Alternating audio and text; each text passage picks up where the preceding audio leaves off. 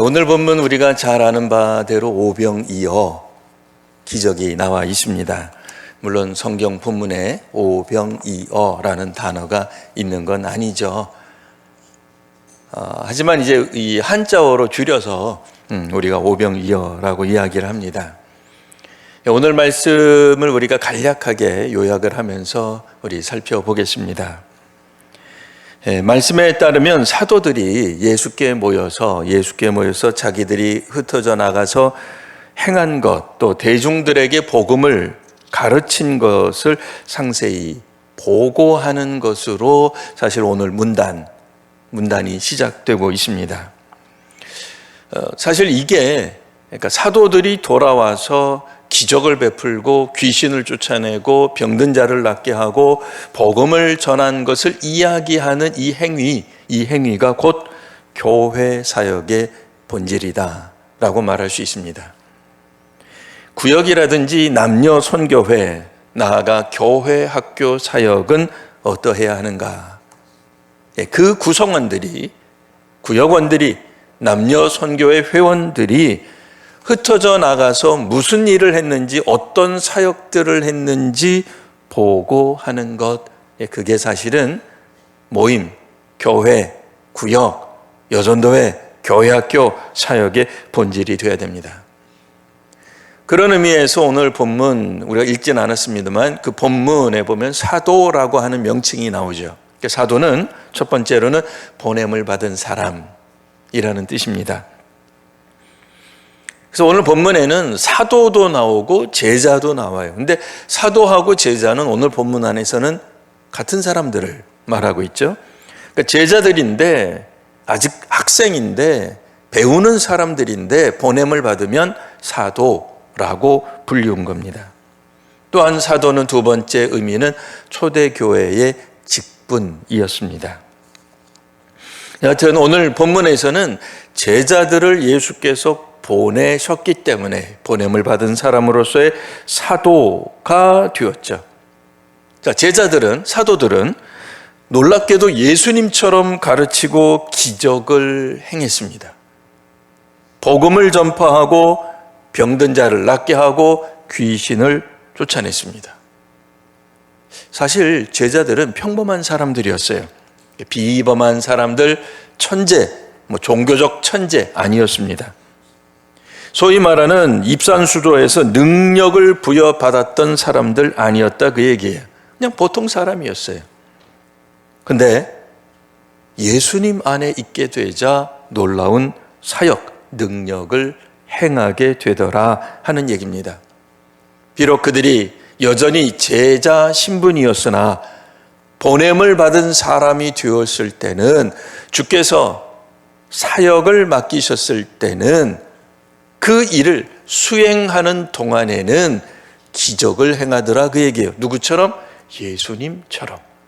복음도 전하고 귀신도 쫓고 병자도 낫게 하더라 하는 얘기입니다. 그러니 이 사도들이 흩어져 나가서 사역할 때에 얼마나 인기를 끌었을까요? 수많은 사람들이, 대중들이 사도들 한번 만나기 위해서 줄을 섰을 겁니다. 그래서 오늘 우리가 원래 읽어야 되는 성경 본문에 따르면 제자들은 식사할 시간조차 없을 만큼 많은 사람들을 만났어요. 밥을 먹을 시간도 없었고, 시쳇말로 돈 많이 번다고 할 때에 우리가 어떤 표현 써요? 갈고리로 돈을 긁는다 그러잖아요. 셀 수가, 앉아서 하나 둘 세기도 버거울 정도로 그냥 갈고리로 그냥 그런 것처럼 사역에 얼마나 열매를 맺는지 제자들 너무 바쁘게 사역했다, 그 얘기예요. 그래서 그 제자들이 예수께 돌아와 어떤 일이 벌어졌는지, 귀신이 어떻게 쫓겨났는지, 내가 몇 사람을 고쳤는지를 보고하고 이야기하는데 예수께서 제자들 보고 이제는 잠깐 쉬어라고 말씀하시는 거예요. 제자들과 함께 예수님도 배를 타고 한적한 곳으로 그래서 이동하십니다. 그 제자들이 한꺼번에 모여 예수님하고 이동하는데 무리들이 가만히 있겠습니까? 주의 제자들이 예수님과 더불어 배를 탄다는 것을 보고는 어디쯤 도착할지 미리 예상되는 지역에 먼저 가 있었더라, 그 얘기예요. 성경에는 모든 고을로부터 온 대중들이, 백성들이 배가 고픈, 또 문제가 많은, 혹은 힘든, 병든, 귀신 들린 자신들의 문제를 해결해 달라는 각자 절박한 사연을 가진 주민들이 제자들과 주님을 뒤따라 갔던 겁니다. 결국 제자들도 쉬지 못하고 예수님도 쉬지 못하죠. 그래도 예수님은 그들의 필요를 채워주기로 작정하셨습니다. 그러다 보니 시간이 지나서 어느덧 저녁이 되었고요. 그러자 이제 제자들이 보기에 이 빈들에 모인 대중들, 이 빈들에 모인 이 무리들을 어떻게 할까 생각하다가 빨리 해산시킵시다. 이거 끼니를 이분들 스스로 해결해야지 안 되겠습니다. 라고 예수님께 제안을 합니다. 사실 당시에 제자들이 할 수 있는 최선이었죠. 무리들을 끝까지 붙잡고 있는다고 해서 이 식사 문제를 해결할 수 없었기 때문입니다. 비록 조금 전까지는, 얼마 전까지는 복음을 가르치고 귀신도 쫓아내고 병자도 낫게 하던 능력의 제자들이었는데, 예수님 아니고요, 제자들이었는데 수천 명 식사는 도저히 해결할 엄두가 나지 않았습니다. 근데 예수께서 우리 읽은 대로 제자들에게 너희가 먹을 것을 주어라 고 말씀하시는 거예요. 제자들 입장에서 매우 당황스러운 예수님의 말씀이죠. 제자들이 이렇게 얘기를 합니다. 주님, 우리에게는 200데나리온이 없습니다. 한 데나리온은 당시에 노동자 하루 일당입니다. 대략 200데나리온이면 200일쯤 일해야 되니 1년치 연봉이라고도 말할 수 있어요. 이게 예수님이 제정신인가 하는 말로 지금 답을 하고 있는 거예요. 우리는 왜 성경 읽을 때 언제든지 우아하게 읽는다 그랬잖아요. 감정이나 어쨌든 어감이나 이런 거 안 넣고 그냥 우리는 은혜스러운 어조로, 경건한 어조로 읽으니까 예수님, 우리가 500데나리온의 떡을 사다 먹이리까? 그러니까 굉장히 우아하게 들려요. 근데 사실 무슨 얘기예요? 예수님 제정신입니까?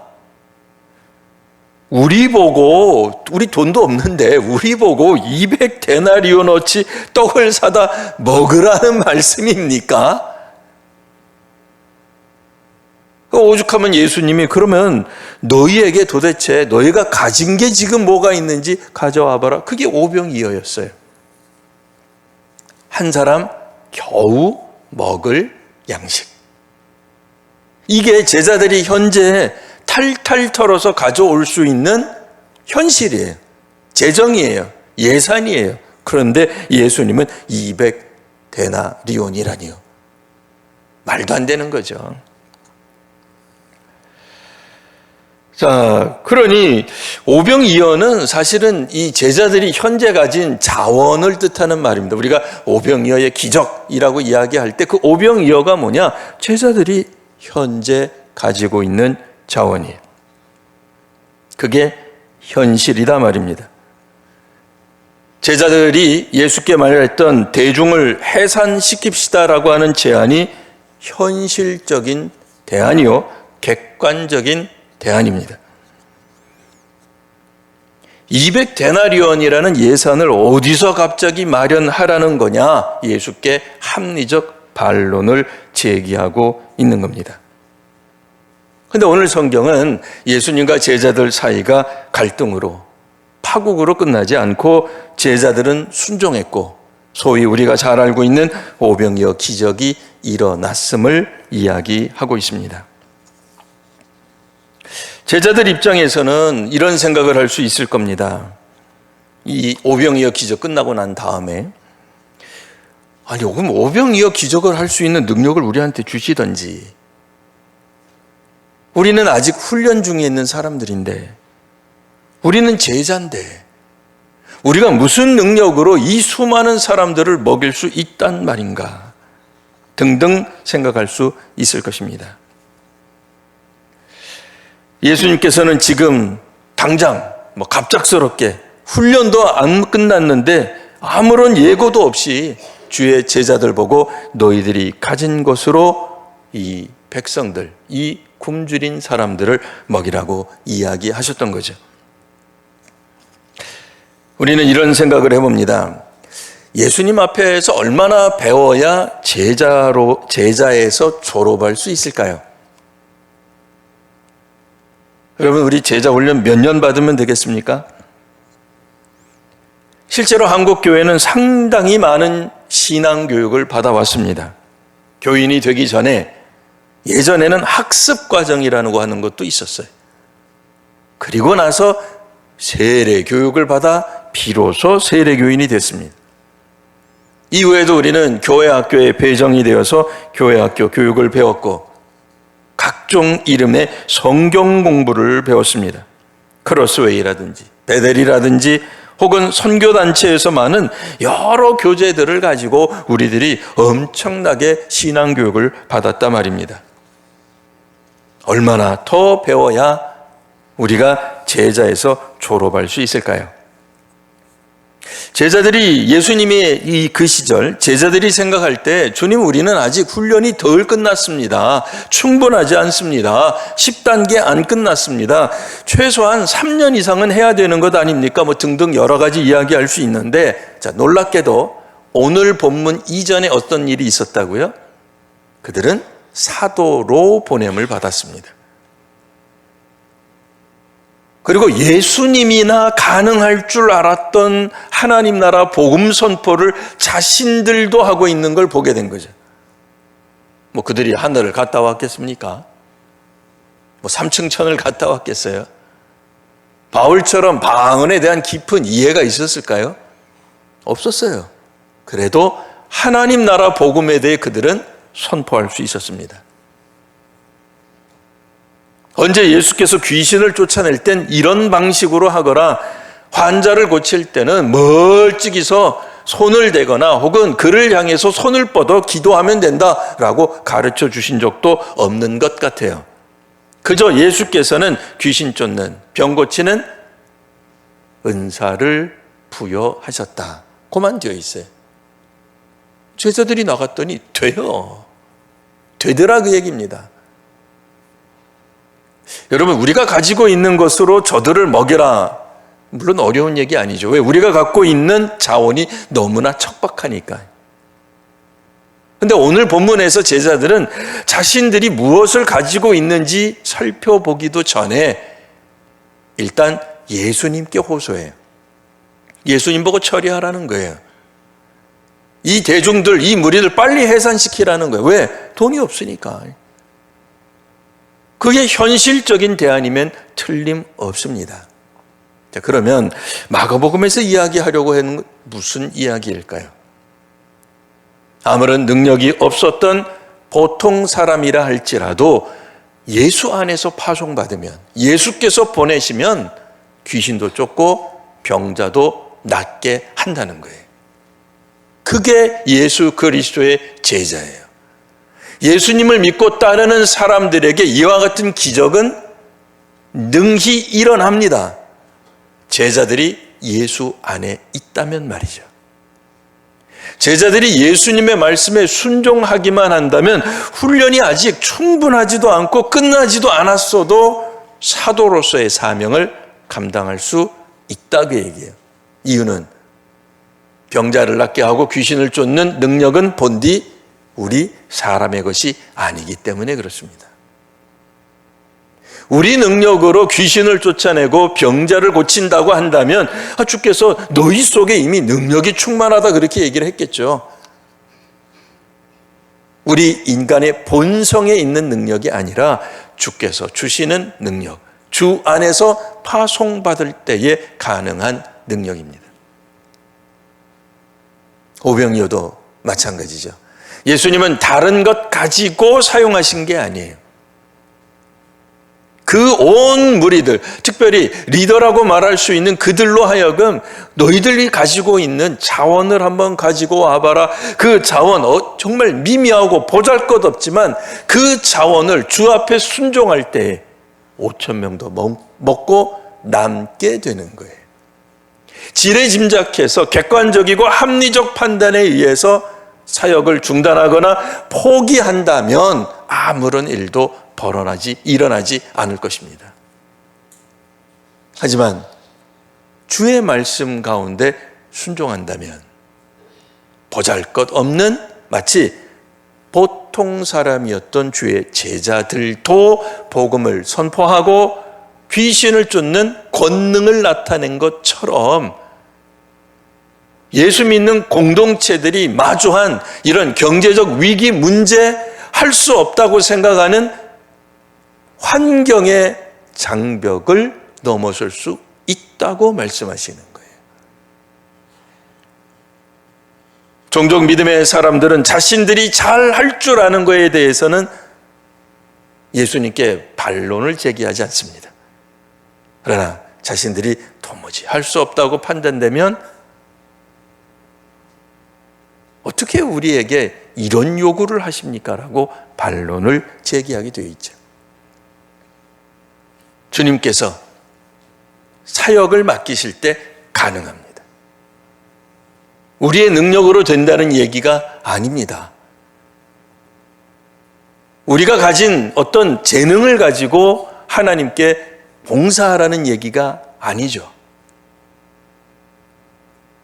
헌신은, 순종은 주의 말씀에 따를 때 말할 수 없는, 말도 안 되는 그와 같은 불완전한, 할 수 없는 그 환경을 뛰어넘을 수 있게 되는 겁니다. 하나님 나라 복음을 따르는 주의 제자라면 그런 것 좀 맛보셔야 되는 거 아닙니까? 어떠세요? 기왕 예수 믿기로 작정하고 예수 믿기로 수십 년간 믿었다면 되는 것만 하는 게 아니라 안 되는 것도 도전해 봐야 되는 거 아닙니까? 예수님이 오늘 본문에서는 굉장히 당혹스러운 요구를 하시는 거죠. 비합리적 요구를 하시는 거죠. 제자들의 반응이 훨씬 과학적이고 분석적이고 맞는 얘기죠. 그런데 신앙의 세계에서 하나님 일을 하고 하나님의 사역을 맡은 사람들에게 주시는 오늘 말씀을 통해 우리 한국교회도 또 우리 성도님들도 또 우리 성도님들의 가정 위에도 이와 같이 풍성한 은혜를 누리시는 귀한 한 주간 되시기를 바랍니다. 기도하겠습니다. 거룩하신 주님, 오늘의 말씀에 따라 다시 한번 주의 말씀에 순종하며 나아가는 저희들이 되게 하여 주옵소서. 비록 저희들이 보기에 객관적이고 또 과학적으로는 말도 안 되는 일이지만 주의 말씀에 순종하였을 때 주 안에서 이와 같은 일들이 가능케 된 것을 보았습니다. 오늘 저희도 살아가면서 주님께서 주시는 놀라운 기적과 은혜와 능력과 부어주심이 있게 하여 주옵소서. 오늘 성령께서 강하게 저희들을 잔을 부어주시고 채워주시옵소서. 저희들의 믿음 없음을 고백하오니 하나님 다시 한번 저희들을 충만케 하여 주옵소서. 봉헌하면서 우리들은 한편으로 걱정합니다. 하나님, 우리가 괜히 헌금하는 것 아닌가? 이것 때문에 우리 가정이 더 어렵고 힘들어지는 건 아닌가? 재정이 모자라는 것 아닌가? 고민하고 또 고민하게 됩니다.